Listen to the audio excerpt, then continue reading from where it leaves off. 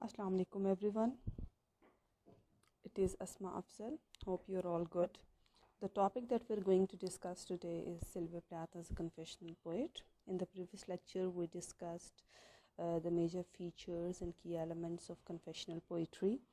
And in this lecture, we will discuss Sylvia Plath as a confessional poet. We will explore her poetry and find out the confessional traits in her poetry. But before going into that, we would discuss briefly the introduction and the life history of Sylvia Plath so that we can know her better, and only then we will be able to explore the confessional elements in her poetry. So let us get started. Sylvia Plath was an American poet, a novelist, and a short story writer, but we know her majorly for her poetry. She was born in October 1932 and died in on 11th February 1963. And her father name was Otto Plath. He was an entomologist, and entomology is a scientific study of insects. He was basically a professor of biology at Boston University, and he authored a book named Bumblebees. What is important over here is that he had a very deep impact on the psyche, upon the life of Sylvia Plath, which actually reflected in her poetry also. He died right after Plath's 8th birthday, like a week or 10 days after her birthday. And she was quite young at that time period, and she had a very deep impact of her father's death on her life, and this is also reflected in her poetry. Her mother name was Ariel. Sylvia Plath married to Ted Hughes in 1956, who was also Ted Hughes is also an American poet, a very famous one, and is known for a number of works. They had two children, Frida Hughes and Nicholas Hughes. What is most important about Sylvia Plath is her preoccupation, her obsession with suicide. She attempted suicide like a number of times. Her first clinically acknowledged attempt was in 1953, when she took a huge number of sleeping pills of her mother, and then she closed herself in the cellar so that nobody can approach her and save her. But however, she was saved with luck. Her second suicide attempt, was in 1962, and the third and the final attempt was in 1963, which resulted basically because of the bad impact of the relationship, because of the ending of her marriage with Ted Hughes. That marriage was not a successful marriage, and she had to suffer a lot because of that, and that is very deeply and clearly depicted in her works also. The way she committed the suicide is also very terrifying, very terrific, and very heart-wrenching, where she actually closed herself into the kitchen, and then she put her head into the stove and opened the gas, and she died because of the overdosage of that gas. This was quite a planned suicide. She made sure that her children are safe. She closed them into the other room, and then she sealed that room with wet towels so that the gas could not leak into their room and affect them. And then she wrote a note and gave it to her next door neighbor, and she committed suicide just a few moments before the nurse had to come to look after the children. So she made sure that there would be somebody who would come for her children, that her attempt shouldn't affect the children actually. She is buried in Haptonal Stall Church, England. If we look at her writing career, we find out that she started writing at a very early age, like some 7-8 years, at the age of 7-8 years. The pen name that she used was Victoria Lucas, but after some time she actually started writing with her own name. Her first published work was published in the Boston Traveler, and the most notable works that we know her for are The Bell Jar, which is a semi-autobiographical novel, and Ariel, which is her most important, most renowned collection of poems. She was an extraordinary person with a very high IQ, and she was very intelligent, and she was very good at studies also. She earned Fulbright scholarship, which is one of the notable and very renowned scholarships around the globe till today. And then she also won Glasgow Prize in 1955 and Pulitzer Prize for her poetry. This prize was basically given to her posthumously because her collection of the poems was published after her death by Ted Hughes. So since our topic is about Sylvia Plath as a confessional poet, all these things, all this information was important because we wanted to know Sylvia Plath in a better way, so that we can explore those confessional traits in her poetry. If you remember, I told her that confessional poetry was basically a reaction to the depersonalized theory of poetry, which is about a lack of self in the poetry, where T.S. Eliot said that poetry is about an escape from emotions, not actually turning loose of emotions. So confessional poetry was a reaction to this theory of depersonalization in poetry, because confessional poets thought that it is basically, poetry must be a representation of personal life. It was about breaking taboos, about the topics that were not discussed previously. Those topics were being explored in poetry. In confessional poetry, the topics like anxiety, depression, lust, suicide, psychological breakdowns, tortures, all these topics were something that were not being discussed in poetry, were not made the subject matter for poetry, because they were considered to be too personal for poetry, because poetry was not considered to be a platform where the personal experiences, personal sufferings and issues must be discussed. So confessional poets basically took a U-turn, and they actually presented a reaction to that prior knowledge. So if we talk about Sylvia Plath as a confessional poet, we find out that she acknowledges this fact that she is a confessional poet. Among confessional poets, we know that Robert Lowell was first one among those, and Sylvia Plath had a very deep impact of Robert Lowell upon her life and upon her poetry. She herself says that, "I think my poems immediately come out of the sensuous and emotional experiences I have. But I must say, I cannot sympathize with these cries from the heart that are informed by nothing except a needle or a knife or whatever it is." So we say that she openly acknowledges this fact that her poetry, her poems come out of her own personal emotional experiences. It is not something that does not belong to her. Then she also says that I think that personal experience is very important, but certainly it shouldn't be a kind of shut box and a mirror-looking narcissistic experience. I believe it should be relevant, and relevant to the larger things, the bigger things such as Hiroshima or Dasha and so on. So basically what she wants to say is that, fine, the personal experiences are very important, and as far as confessional poetry is concerned, they take personal experiences, personal issues and sufferings very seriously.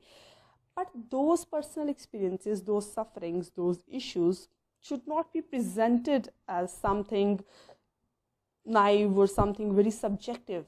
they must be given a grander or a bigger meaning. They must be related to bigger things in the world. They must be presented in an objective manner. So that is also one of the key features of Plath's confessional poetry. If we look about the confessional traits in Plath's poem, let us discuss a few poems from your syllabus. I would be discussing only those poems and exploring the confessional traits in those poems so that you can better understand because you've read those poems.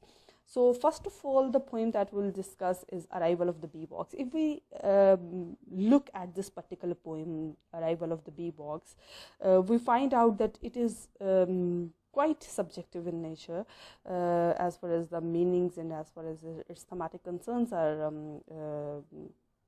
thought of. Even if we look at the bee box itself, the bee box, it appears to be like a box, like a prison for the emotions of the female emotions, the struggles, the problems that the female face in man-dominated, male-dominated society, in a patriarchal society. We find out how they strive to be free and to enjoy their own lives, to have a life of their own. It is just like those bees which are like imprisoned in that box, and they are making a huge noise and they are in a huge anger and they want to be set free so that they can explore their life and they can basically express themselves in a better way.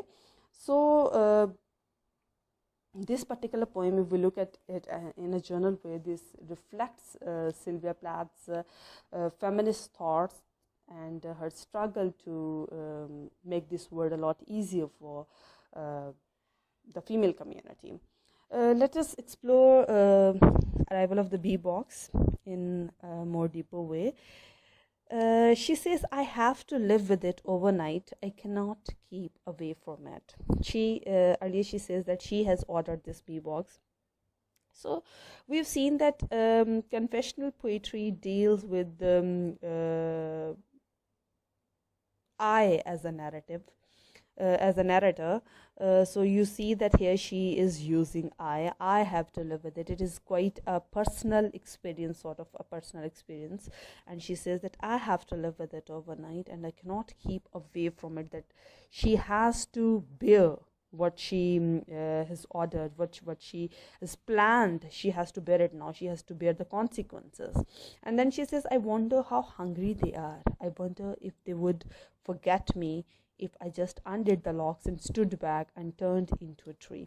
So again, she is putting herself into that experience, and she says that if she frees those bees, what would they do to her? What would their reaction be? Would they actually attack her and seek their revenge from her, or would they forgive her and forget her and make themselves busy with their own lives? Here one thing is very important. Her obsession with the bees, the topic the bees she took for could be taken back to her father. She was attached to her father, and she knew that her father was professor of entomology, and he had quite good research with the bees. He even wrote a book about bumblebees.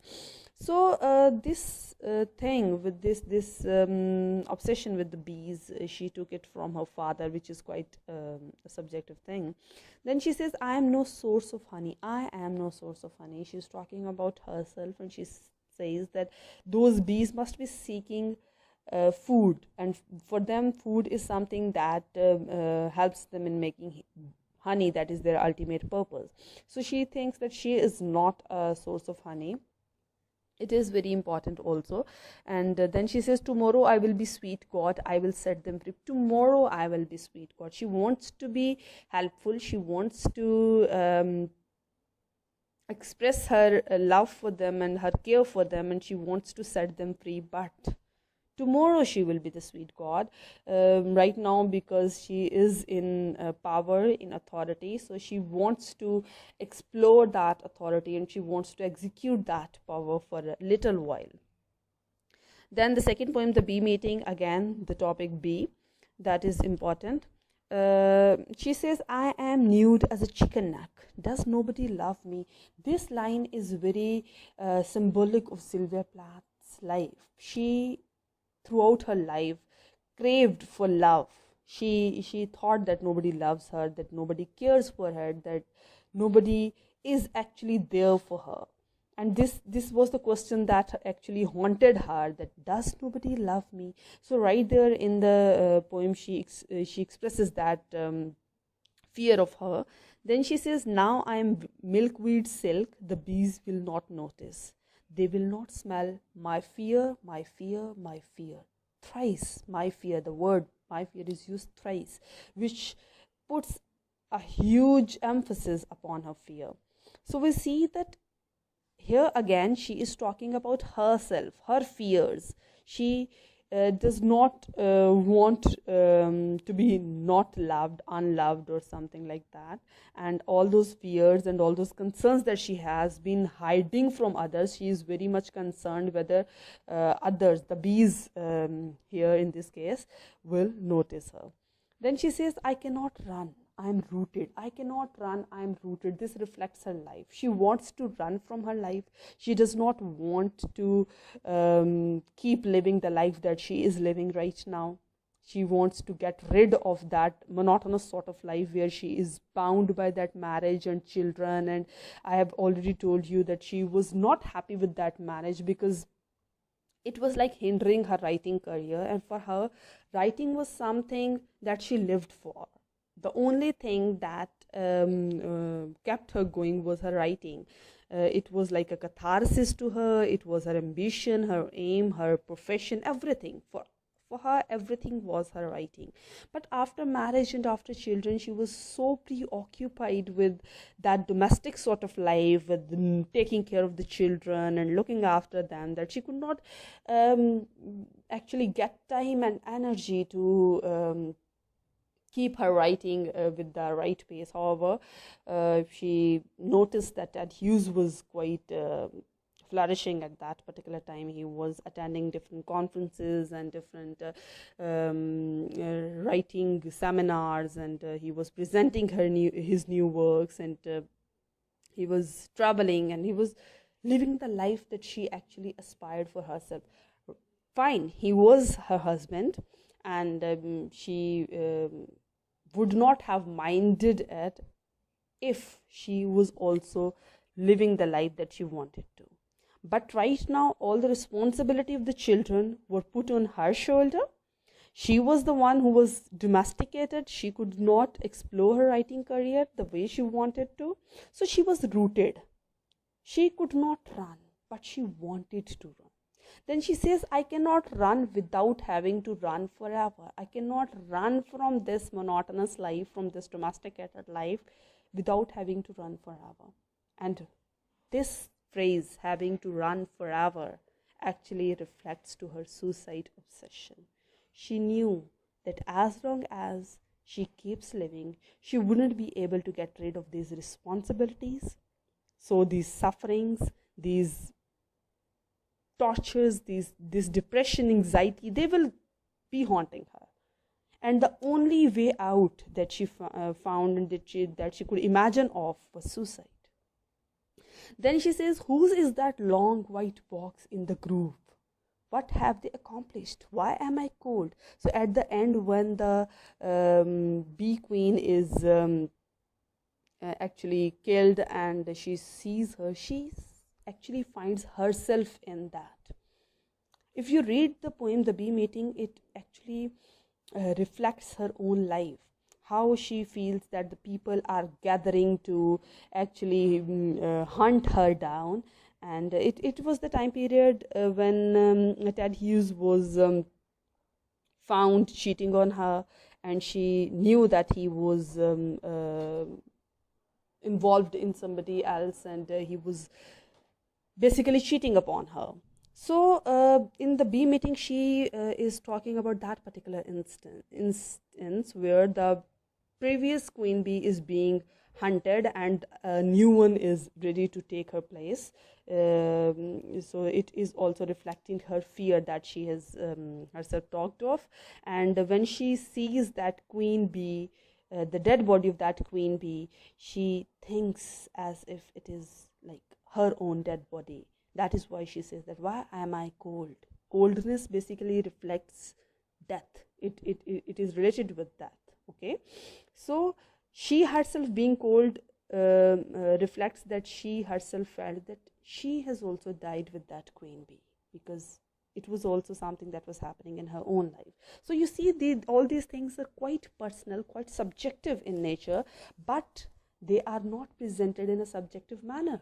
They are presented in a very objective manner. The thing that she talked of, that these particular subjective experiences, personal experiences, shouldn't be presented as a mirror reflection. They should be related with bigger things in life. Okay. So the next poem is Morning Song, and there we see another aspect of life where we see a mother and a child's relationship. And she says that I am no more your mother than the cloud that distills a mirror. So basically the relationship between the mother and the child, and she is talking to her child, and she is saying that I am your mother just like a cloud. I find my reflection in you, and you are just like a mirror copy of myself. And then she says that I one cry and I stumble from bed. This reflects a typical mother and child's relationship, where the mother has such a deep concern for her child that even when she is asleep, she stumbles from her bed and she reaches for the child upon one call only, and she's always there for the child. She wants to be there and she wants to help the child in all the possible ways. So you can actually read the Morning Song and you'll find a lot of other examples also. Then Ariel, one of the very important poems of Sylvia Plath, where she actually talks about growth, about metamorphosis, a change which actually was brought about in her life. She says how one we grow. If we go back into Ariel, and we find out that it is a poem where she actually talks about horse riding journey, where she actually felt that she and Ariel, the horse, her horse, became one because of that journey. And then she says, and now I foam to wheat, a glitter of seeds, that I have turned from foam to wheat. Foam is something shallow, something which is not that precious, that beneficial, but wheat is something very important, right? So it talks about the metamorphosis, the change that ride actually brought to her. So if we look at that ride, it is not only that horse ride, the journey. It is a journey of life. It is a journey where she turned into a better person. It is a journey where she, after having a lot of experiences, turned into another person. And most of the times it is related with her experience of childbirth, that after the birth of her children, she turned into a new person, and she could explore herself in a different way. Okay, so that turmoil, that terrific and that painful journey of the horse riding on the Ariel basically also reflects to the experience of childbirth. And then the third example, I am the arrow that basically is directed towards sun, the cauldron of light, where she would be presenting herself in a better way, and where she would be understanding life in a better way. And since it is about metamorphosis, it is about turning into something else, it is about a new experience, it can be far-fetchedly also related with her obsession with suicide. So this was all about Sylvia Plath's poetry and all those confessional elements in her poetry. I hope you understood it, and it would be quite helpful for you. If there are any queries, you are confused about anything, or you have any sort of questions, you can ask me. You're more than welcome anytime. So take care of yourself, stay safe, and stay connected. We'll meet in the next lecture. Thank you so much. Thank you very much, dear students, for participating in today's discussion. See you soon, inshallah, in our next discussion. Till then, it is Allah Hafiz and goodbye from my side. Thank you very much again.